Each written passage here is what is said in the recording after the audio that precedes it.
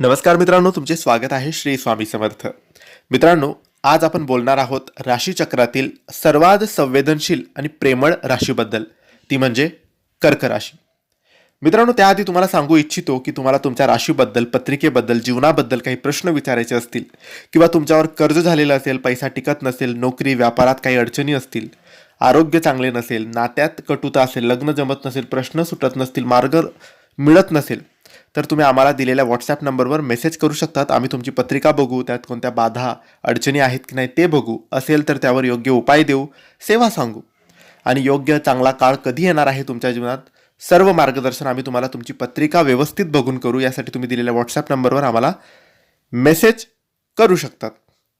आता आपण वळूया कर्क राशीच्या लोकांकडे, कारण कर्क राशीसाठी हा व्हिडिओ अत्यंत महत्त्वाचा आहे.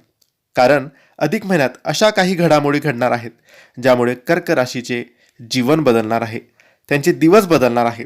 17 मे पासून 14 जूनपर्यंतचा काळ कर्क राशीच्या लोकांसाठी केवळ एक महिना नाही, तर एक टर्निंग पॉईंट ठरणार आहे. या काळात ग्रहांची स्थिती बदलत आहे आणि त्यातच अधिक महिना म्हणजेच पुरुषोत्तम मासाचे आगमन होत आहे. कर्क राशीच्या जातकांसाठी हा काळ नेमका काय संदेश घेऊन आला आहे, तुमच्या आयुष्यातील कोणत्या समस्या आता कायमच्या संपणार आहे आणि कोणत्या नवीन गोष्टी आता होणारच आहे, हे आज आपण जाणून घेणार आहोत. मित्रांनो, कर्क राशीचा स्वामी चंद्र आहे.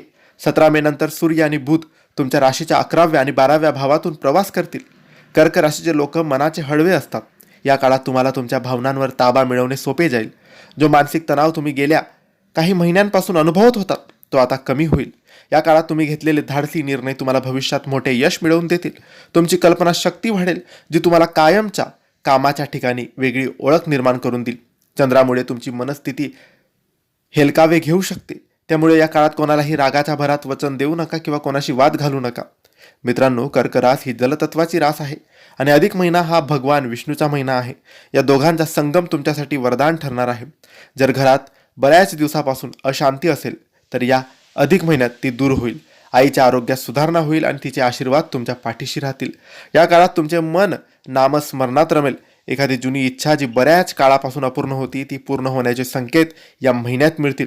अधिक महिन्यात केलेले दान कर्क राशीच्या लोकांसाठी अक्षय फळ देणारे ठरेल. आता वळूया त्या गोष्टीकडे ज्या घडून येण्यासाठी आणि येण्यापासून कोणीही थांबवू शकत नाही. उत्पन्नाचे नवीन स्रोत निर्माण होतील. जर तुम्ही गुंतवणूक करण्याचा विचार करत असाल तर हा काळ तुमच्यासाठी उत्तम आहे. जमिनीच्या व्यवहारातून मोठा तुम्हाला फायदा मिळण्याचे योग आहे. स्वतःचे घर किंवा वाहन घेण्याचे स्वप्न या काळात मार्गी लागेल. तुम्हाला अचानक अशा ठिकाणाहून मदत मिळेल ज्याची तुम्ही अपेक्षा सुद्धा केली नसेल. जोडीदारासोबतचे संबंध अधिक घट्ट होतील. तुमच्यातील गैरसमज दूर होऊन एकमेकांबद्दलचा विश्वास वाढेल. तुमचे गुप्त शत्रू या काळात पराभूत होतील. तुमच्या कामातील अडथळे आता आपोआप दूर होतील. मित्रांनो, तुमचा हा काळ अधिक मंगलमय करण्यासाठी तुम्ही काही उपाय सुद्धा करू शकतात. कर्क राशीचा स्वामी चंद्र हा महादेवाच्या मस्तकावर विराजमान आहे, त्यामुळे दर सोमवारी शिवलिंगावर कच्च्या दुधाचा अभिषेक करा, याने तुम्हाला लाभ होईल. कर्क राशीसाठी 17 मे ते 14 जून हा काळ आनंदाची लाट घेऊन येणार आहे. स्वतःवर विश्वास ठेवा आणि सकारात्मक राहा. तुम्हाला हा व्हिडिओ ही माहिती आवडली असेल तर लाईक करा, शेअर करा आणि जर योग्य मार्गदर्शन हवं असेल तर दिलेल्या व्हॉट्सॲप नंबरवर मेसेज करा.